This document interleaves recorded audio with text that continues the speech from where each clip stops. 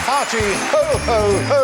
Ring my chimes and call me Tawdry. Happy QI Christmas to you all. Yes, it's us again, by which I mean the deep Mark Steele, the crisp Rich Hall, the even Phil Jupitus, and the snowbound layabout Alan Davis. Pause the music. I shall conduct you in. Rich.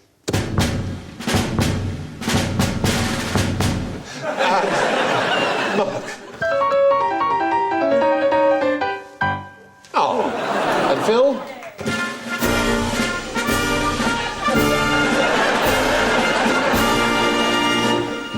And Alan. Follow!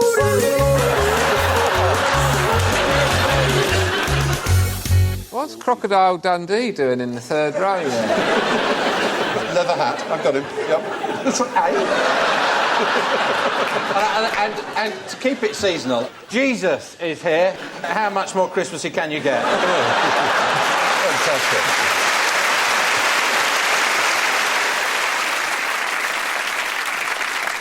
Here's a question for you. What makes a festive balloon like this go up? Helium. It's the right answer. 2 points. And what does it do to your voice? Makes it go higher pitched if you inhale it. Oh. It doesn't make your voice go up. No, it doesn't go up in pitch at all. It's the timbre that changes. The timbre? The timbre. That's a stamp, isn't it? It's... We wanted to give you all some helium to show it by having you sing. But I've got the 3 worst words in the English language to offer you. And safety. It's 4 words. It's 4 words. But I'm afraid health and safety wouldn't let us do it on television. What did they think could possibly happen? Throw it away? No, it's exactly. It's not a poisonous gas, for heaven's sake. You dive, don't you? Yes. You breathe compressed air for scuba diving. Yeah, but it's oxygen and helium. For deep-sea diving, that is. So why didn't Jacques Cousteau, when he was always on the Wild About, go, "We have been underneath the sea..." What's his real voice? Was he like Paul Robeson? We have been beneath your sea. There is a gas you can breathe called xenon, which is, I think, one of the inert gases, where you do actually go John Wayne-like when you... Freon is like that also. Freon does that, does it? Yeah. Refrigerator. Yeah, you can suck the back out of a refrigerator and your voice will be much lower. We did it all the time as kids. Did you know? Is this what, maybe if you're on EastEnders, every character has to have this before they start doing a bit? Oh, like that! And then they go, we've got a talk. And that's what all the optics are behind the bar. Piggy!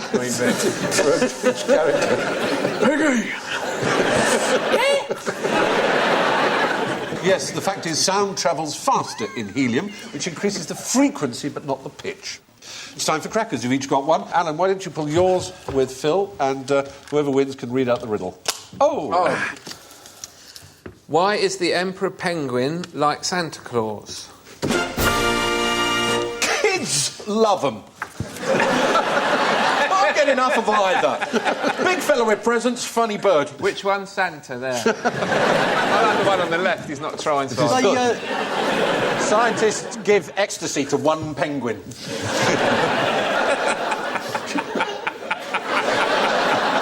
Andrew Peck. Well, I can tell you the answer is they both come once a year. Emperor penguins have a really tragic... You can see how sad they look there. They have a pretty tragic sex life. The male gets 10 seconds of ejaculation and then has to spend 2 months at the freezing South Pole incubating an egg while the wife goes off to eat fish and things like that. He comes for 10 seconds. Yeah. What noise do they make, though, when they're... They sound a little like Angela Rippon. Good evening, and this is the news. Yeah, that's also... It's unusual. And finally, The only animal. this just in.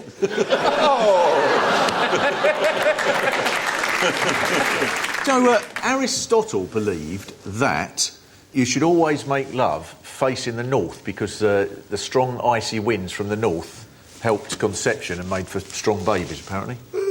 Who should be facing the north? Those couples kind of facing line the themselves. Well, surely it's usual. I mean, you don't do it like that, do you? Or like that? Oh, I see. Like that. Many a man will hear his wife questioning, is that a compass between my shoulder blades? Or are you just... Hang on, Hang on, dear. Wait. Hang on, dear. I'll have to phone my mate, he's an orienteer. I've got the wife at Magnetic North, does it have to be? Well, could you get your Aristotle out and have a look for me? You can use GPS these days. It's so much easier. That's if you're doing it in the Jag. You can just...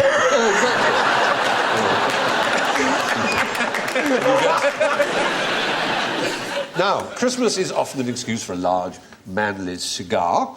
If you want to take up smoking, but you want to increase your life expectancy by about 8 years, what should you do?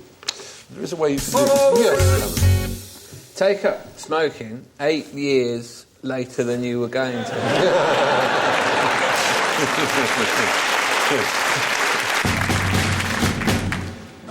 Move to Siberia Yeah?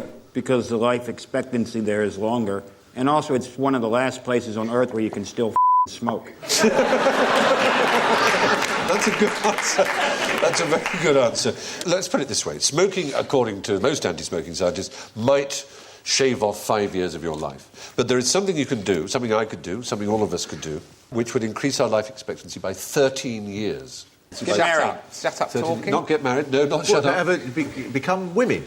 Not quite as extreme as that. Just cut off the testicles. Yes, is the answer. No! Eunuchs.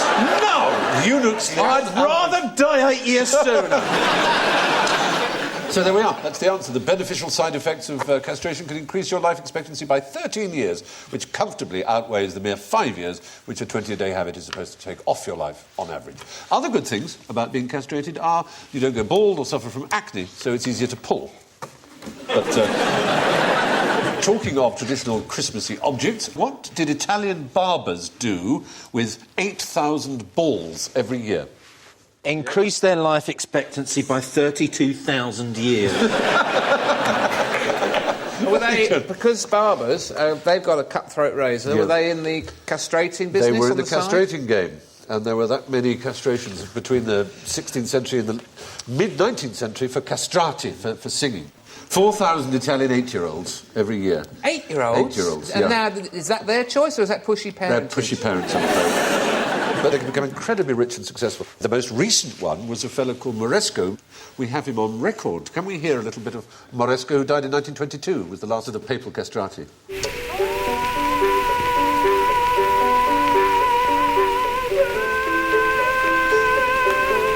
This is the sound of the actual operation. In a minute you hear... But certainly Farinelli, did you ever see that film about Farinelli? He could sing from a C3 down there. Ooh, I did it. There. Up to a... It's like that music quiz. Can you hear those two?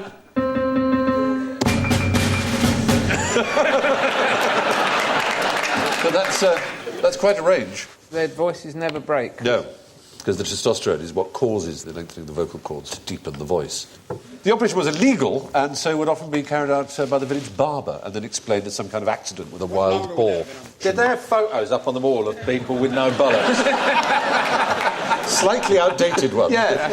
Tony Curtis's lack of knackers. You know. So they come around with a mirror afterwards and go, Why don't you, young Rich? Name one of the animals present at the birth of Jesus.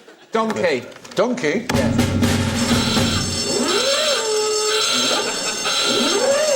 Well, camel, there must be a camel. a camel, eh? No. Oh, dear, oh, dear. No. Cow. A cow? Sheep. sheep, eh? Piling on the points. Were there no animals? Ah, well done. You saved But it yourself was born 50 in a points. stable full of animals. I've seen it in the nativity models. Ah, yes. But in fact, the first nativity crib wasn't till over 1,000 years, 1,200 years after the birth of Christ. There's no reference whatsoever to animals at Christ's birth. There's just one reference in Luke to Christ being laid in a manger. And so people have assumed it may have been a stable, but there's absolutely no evidence otherwise whatsoever. But you can get a point if you can tell me who it was who came up with the first crib with animals in 1223. 1223. Thomas Aquinas, when was he? Not Thomas Aquinas, no, but certainly a saint. St Francis. St Francis of Assisi, quite right, Mark That's worth Steele. more than a point. Yes, have 5. Do you know what? I'm sort of, I don't mind religion in a way, really, because what I love is that the thought for the day that comes on the radio in the morning. Because all they do whatever's on that day's news, and they just crowbar Jesus in.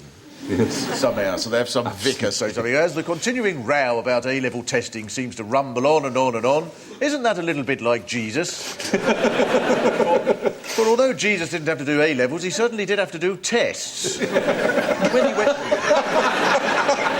he went into the wilderness, wasn't that God's way of saying you may turn over your papers and begin now? Brilliant. In America, they just milk it in ads at Christmas. Everything is Autolite, the spark plug Jesus would have used. St Francis in the town of Greccio, he put down some hay and some little toy oxen and asses. That was the start of it all. Now, what do we know about the Magi? They taught Luke Skywalker everything he knows. Aren't they tribesmen like the Jedi? Well, I mean, everyone is a tribesman of some kind. I did an interview with the president of Uganda, and I don't know why you find that so amusing. Why is that No funny? other person could say that and get away with it. Well, I did, so that. Anyway, they were on Kampala. And one thing he got rid of in Uganda was excessive sectarianism. And I asked him this question. I said, you yourself are Ugandan. He said, yes, I am. What tribe are you? And it's an absolutely right point. I would say my tribe would be probably Essex. Essex. Yeah. Cherokee. Cherokee. Are you actually, do you have Cherokee? Part Cherokee, yeah. Really? When you said about interviewing the president of Uganda, that reminded me. Someone's told me that they were in the same office as David Frost. They walked into the office just as David Frost picked up the phone and said, "Boutros, Boutros, how the devil are you?" No, this is my story. Oh, is it? Yeah, no. It's weird. This is weird. That one now. No. You're going to tell us I you were at promise the you, birth no. of Christ in a minute. No, it's just... I was actually there at the beginning of what we might call No. today's... Well, I was interviewing the Virgin Mary. No, I did one of his Sunday morning programmes where you're supposed to look at the papers of David Frost. And behind I had this other guest coming in. I didn't know who else was in. It was Sunday morning, for God's sake. I was barely alive.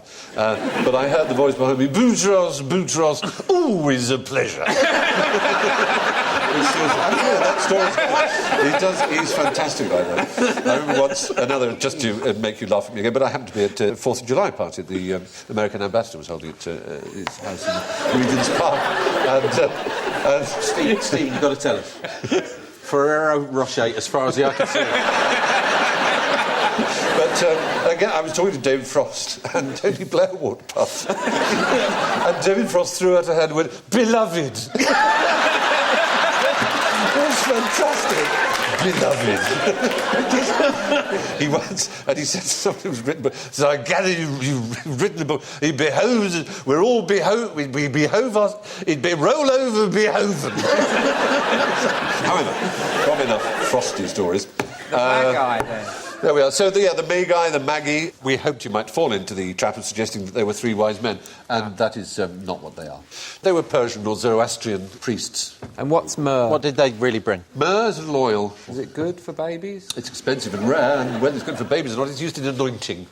Of course, 6 days after he was born, a week after he was born, he had to have the old snip while we're on the subject, didn't he, Jesus? The Feast of Circumcision, as it is called. An Italian barber, tipped up. It wasn't, no, Jesus was Would not... you allow me to cut anything else?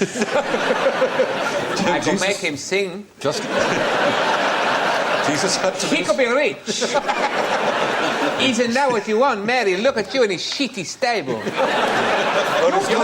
You're so lucky there is no animals here. It would be worse.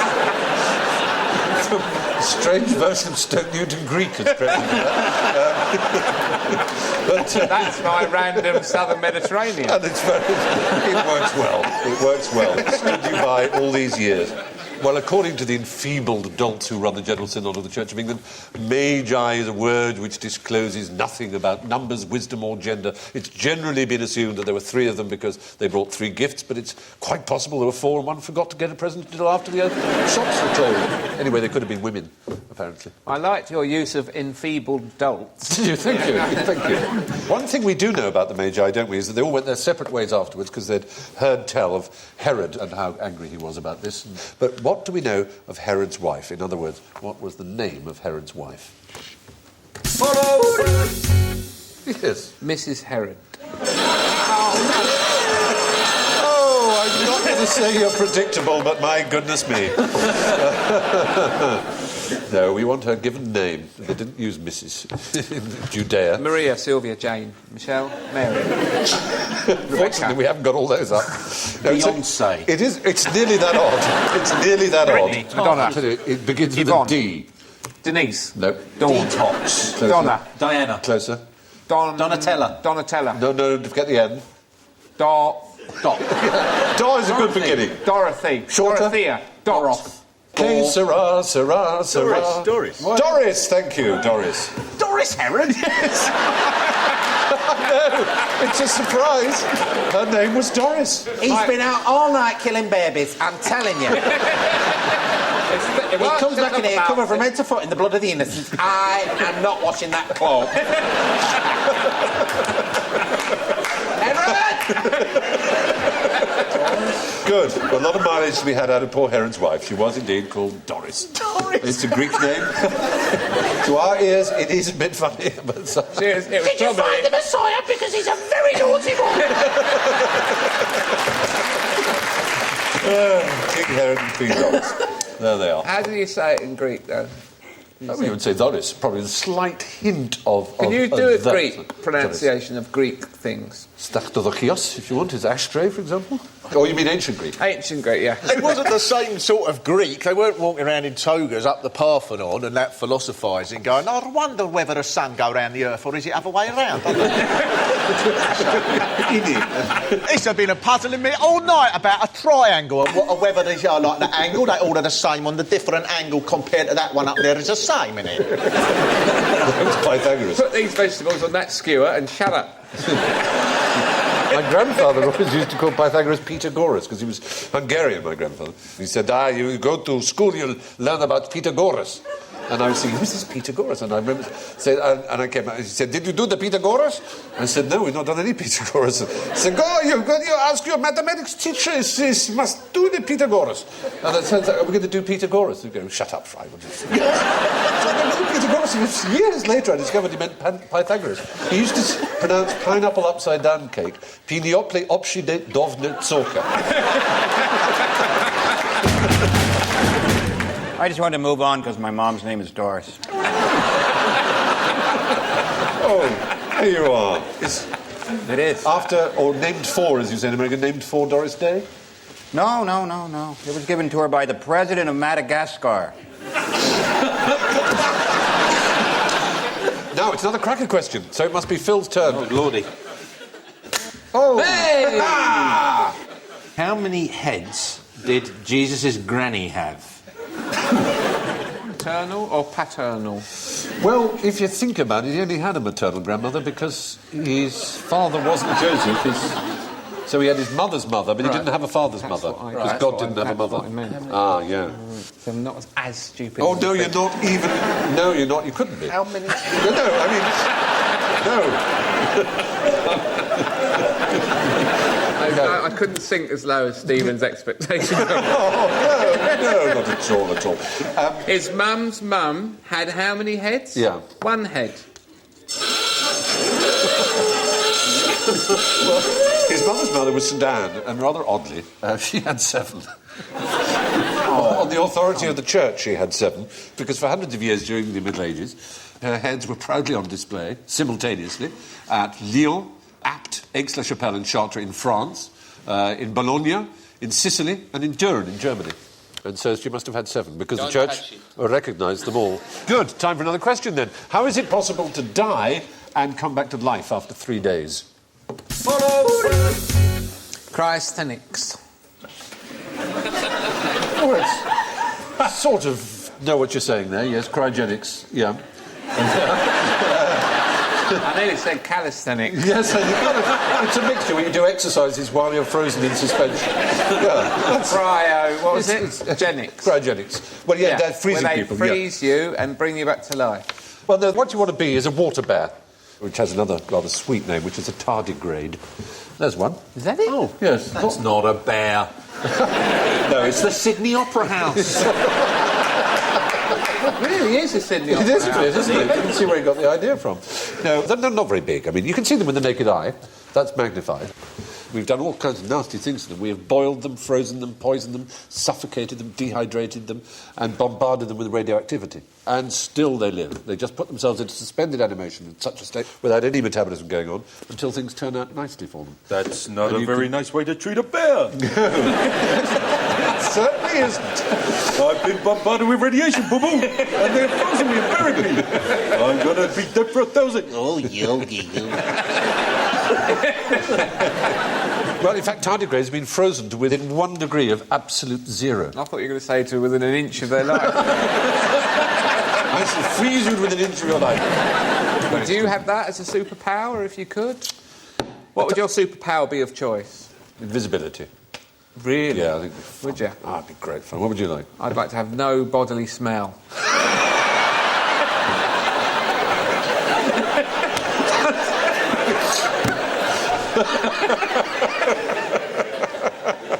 I would like to travel ahead in time, but only by 2 seconds. I could go gesundheit, and you would sneeze. You would really freak people out, wouldn't you? That's a very funny idea.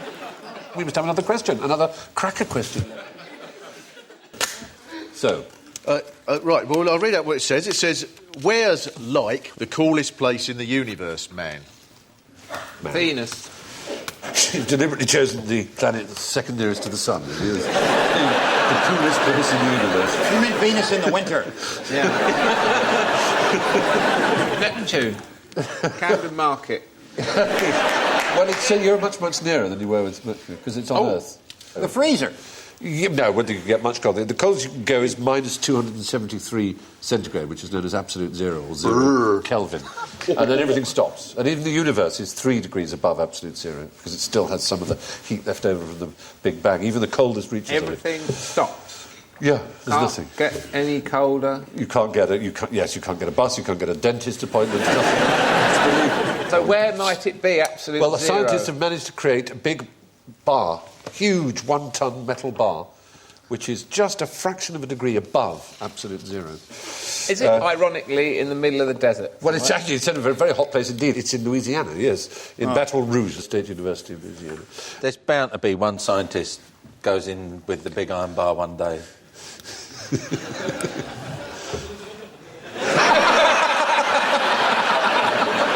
Frank! And then suddenly be like, whoop, whoop, whoop, whoop, whoop, and swap team. Oh, not again. You can't resist it, can you? The only chance there's something else as cold in the universe is if it's been created by an alien intelligence in some other part of the universe. Now, fingers on the buzzers for another round of general ignorance. No, I don't want to do general ignorance. Why not? Because I always get them wrong and I will not be humiliated at Christmas. Well, you don't know anything, that's the problem. Well, it's you have all the answers, so why... There's no point telling me I don't know anything. Well, do you think it's easy for me, do you? Yes, I think it's quite easy for you. All right. Why don't you sit here and I'll sit there? Go on. No, I was only having a joke. Yeah, well, it's Christmas. It's traditional at Christmas time for servants to be served by the master. So everything swaps round. Go on, sit on. Oh, it's easy now. You see, this is just lounge back and talk to Phil. OK, Stephen. Oh, yes. Oh, hello. I've been waiting for this opportunity. Oh, A Christ. question just for Stephen. Yes. Who plays in goal for Aston Villa?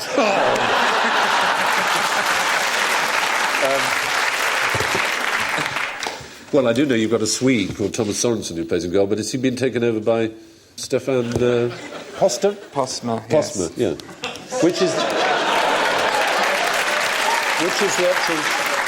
Which is your number one? Thomas Sorensen's the number one. Sorensen. It's actually Danish, but I'll give you that. Yes, you played against England. Yes. This isn't going to work. Okay. I just happened to know that. Another question for Stephen. Oh, no. You probably all know this one. But, what was Mozart's middle name? This is going to be a trick question, isn't it? I don't know. You're the smarty pants. Oh, bollocks. Have to hurry you. Well, it's, you want me to say Amadeus, so I'll say Amadeus.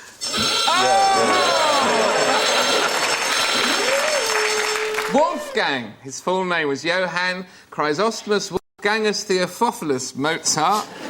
He usually called himself Wolfgang Amad, not Amadeus, or Wolfgang Gottlieb. This question for Stephen Fry. How many states of matter are there? Oh, hello. Well, if you count plasma, I suppose 4. Liquid, solid, gas, 4 is wrong. 6. I'm surprised at you, Stephen. Oh. It's printed down, is it? They are, of course, solid, liquid, gas, plasma, Bose-Einstein condensate, and fermionic condensate, sometimes known as filament. Just done.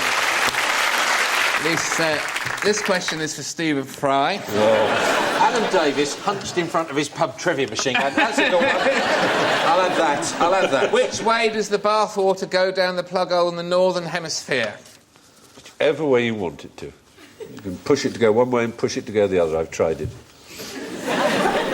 Oh.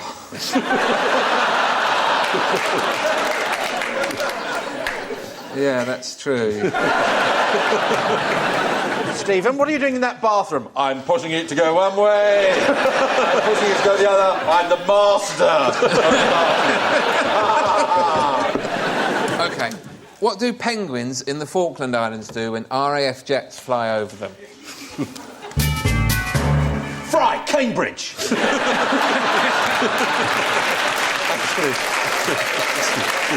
They look up and fall over, topple over backwards. Really? Yeah. It's wrong. Oh, Fry, you idiot.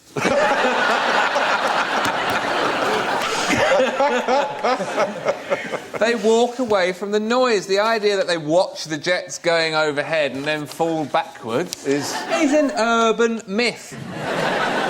This one, for everyone. What kind of animal is sacred in India? Do not say cow! Do not say cow! That's my hint. The cow. I warned you. There are no sacred cows in India. The term sacred is a Christian one, doesn't really apply to India. Even if it did, it wouldn't apply to cows. There are no cow deities, cow icons, cow statues, and no temples to cows. Good. Cows are one of the few animals that are not the object of worship in India. There you are. Well done. Do you want me to wrap up? Yeah, why don't you... I'll wrap up. All right. Well done. I just hate to see what the score is. Well done. Well done. Well, on that extraordinary note, let's look at the scores. In first place, with a very proud and impressive 7 points, is Rich Hall. In second place is Mark with 2 points. Phil is third with -3. Alan has -52. But unfortunately, our runaway loser is Stephen on -56.